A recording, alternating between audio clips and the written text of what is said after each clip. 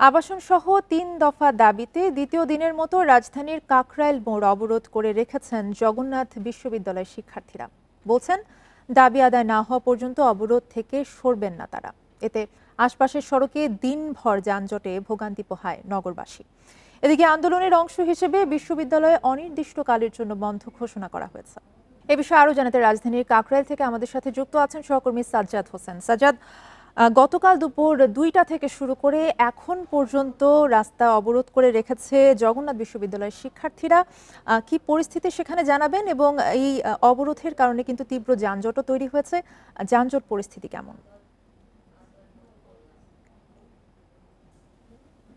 আগের ঘন্টায় আমি যেমনটি জানাচ্ছিলাম, এই কাকরাইল মোড়ে কিন্তু গতকাল দুপুর থেকে জগন্নাথ বিশ্ববিদ্যালয়ের শিক্ষার্থীরা তাদের ৩ দফা দাবি নিয়ে অবস্থান করছেন। প্রায় গতকাল ২টা থেকে এখন পর্যন্ত যদি আমি হিসাব করে বলে থাকি, প্রায় কিন্তু ৩০ ঘন্টা তারা এই রাজধানীর একটি গুরুত্বপূর্ণ মোড় যে কাকরাইল মোড় সেখানে অবস্থান করছেন। এখন এখানে অবস্থান করে তারা বিভিন্ন স্লোগান দিচ্ছেন এবং তাদের যে দাবিগুলো আছে সেগুলো স্লোগানের মাধ্যমে তুলে ধরছে। আমি এইখানে কয়েকজন শিক্ষার্থীর সাথে কথা বলেছি যে তাদের এই কাকরাইল মোড়ে অবস্থান করার কারণে যে রাজধানী জুড়ে তীব্র যানজটের সৃষ্টি হয়েছে এই বিষয়ে তাদের মন্তব্য কি। তারা আমাদেরকে জানিয়েছেন যেহেতু তাদের একটি যৌক্তিক দাবি এবং এই যৌক্তিক দাবিতে যান চলাচল সাময়িকভাবে কিছুটা ব্যাহত হয়ে থাকলেও জনগণ তাদের পাশে থাকবে এমনটি তাদের প্রত্যাশা। আর হচ্ছে কিছুক্ষণ আগে ঢাকা মেট্রোপলিটনের পক্ষ থেকে ৩-৪ ঘন্টা আগে একটি বিবৃতি দেওয়া হয়েছে যে প্রধান বিচারপতির বাসভবন, তারা যেখানে অবস্থান করছে এটি কিন্তু প্রধান বিচারপতির বাসভবনের দেয়াল ঘিরেই কিন্তু তাদের অবস্থান একটি গুরুত্বপূর্ণ স্থান। এই বিষয়ে বিএনপি থেকে যে বিবৃতি জানানো হয়েছে যে এই অঞ্চলের আশেপাশে সমস্ত আন্দোলন বা মিছিল নিষিদ্ধ করা যাবে না। কিন্তু এই বিষয়ে শিক্ষার্থীদের সাথে যখন কথা বলেছি তারা বলেছেন যে এই গণবিজ্ঞপ্তিকে তারা শ্রদ্ধা করে, কিন্তু কোনো এমন বিজ্ঞপ্তি তাদের এই আন্দোলনকে দমাতে পারবে না। তারা রাজপথে অবস্থান করবে। এই এখন কিন্তু আমরা যে জানতে পেরেছি যে যমুনার প্রধান উপদেষ্টার বাসভবনের ভিতরে তারা হচ্ছে অবস্থান করছে।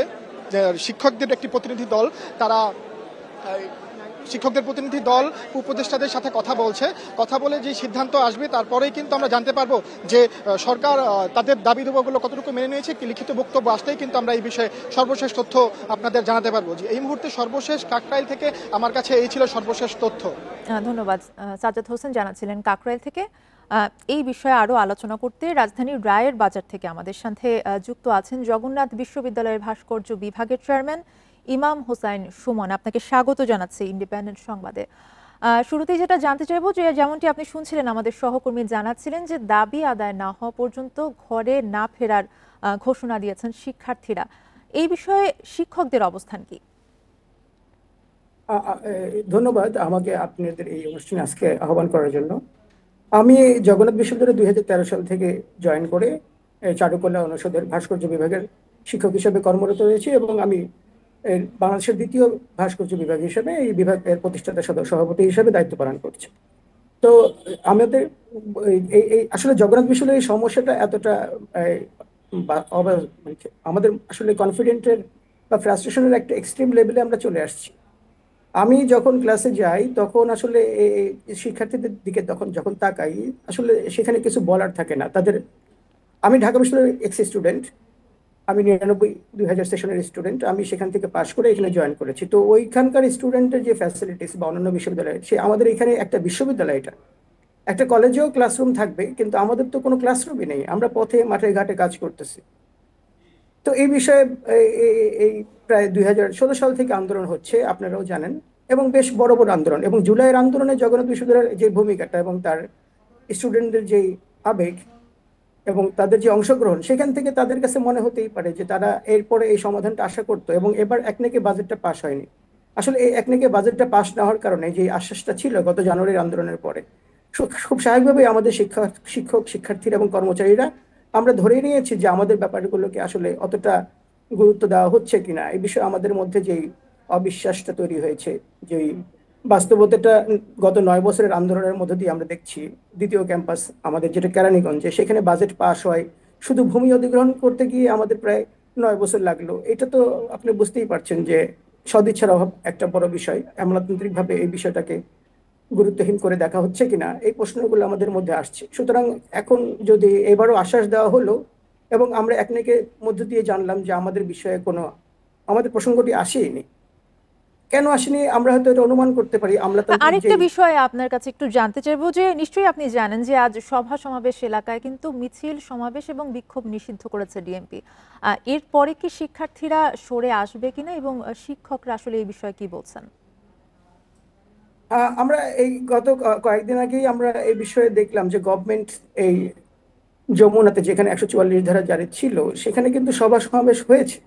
তো আমাদের জগন্নাথের ক্ষেত্রে বা অন্যান্য যে বিশেষ করে শ্রমিক আন্দোলন ইস্যুতে বা অন্যান্য ইস্যুগুলোতে যখন ন্যায্য দাবি আসতেছে, সেই যে জিনিসগুলোকে আসলে এইখানে কি অবজ্ঞা করা হচ্ছে কিনা এইভাবে আমি জানি না।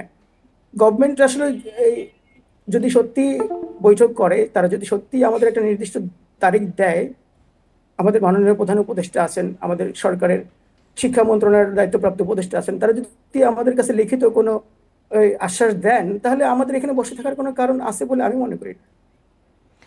আরেকটা বিষয় যেটা বলবো যে আপনি যেটা বলছিলেন কিছুক্ষণ আগে যে সদিচ্ছার অভাব এবং বিভিন্ন কারণে যৌক্তিক কারণেই আসলে শিক্ষার্থীরা তাদের আন্দোলন চালিয়ে যাচ্ছে, কিন্তু এর পাশাপাশি শিক্ষার্থীদের আন্দোলনের কারণেও কিন্তু আশপাশের গুরুত্বপূর্ণ সড়কে তীব্র যানজট এবং ভোগান্তি সৃষ্টি হয়েছে। এই বিষয়ে কি বলবেন? এই বিষয়টা আমি আবার স্কেপটিক হতে চাই, কারণ এই বিষয়টা এখন দাবি কি এর বাইরে আদায় হচ্ছে কিনা, আমাদের এই প্রশ্নটা কি আমাদের অমূলক কিনা। আমি সাধারণ মানুষের কাছে এবং সকলের কাছে আমাদের ন্যায্য দাবির পক্ষে সমর্থন আশা করছি এবং আমাদের ব্যাপারগুলোকে মানবিকভাবে বিবেচনা করে আশা করছি। সেক্ষেত্রে আসলে দাবির বিষয়ে সরকারের পক্ষ থেকে কোনো আশ্বাস পেয়েছেন কিনা কিংবা কেউ যোগাযোগ করেছে কিনা? এখনো পর্যন্ত আমি যতদূর জানলাম, আমাদের মাননীয় উপদেষ্টা মাহফুজা সাহেবের একটি স্ট্যাটাস থেকে যে আলোচনা চলছে, আপনারাও আপনাদের নিউজে বললেন যে আলোচনা চলছে। আমরা আশা করি আজকে রাতের মধ্যেই আমাদের একটি সুখবর আমরা পেতে পারি, এই আশাটা আমরা করব এবং আমরা চলে আসতে চাই ওখান থেকে, আমরা ক্লাস করতে চাই, আমরা রাস্তায় বসে নিশ্চয়ই থাকতে চাই না। জি, আপনাকে অসংখ্য ধন্যবাদ আমাদের সাথে যুক্ত হবার জন্য।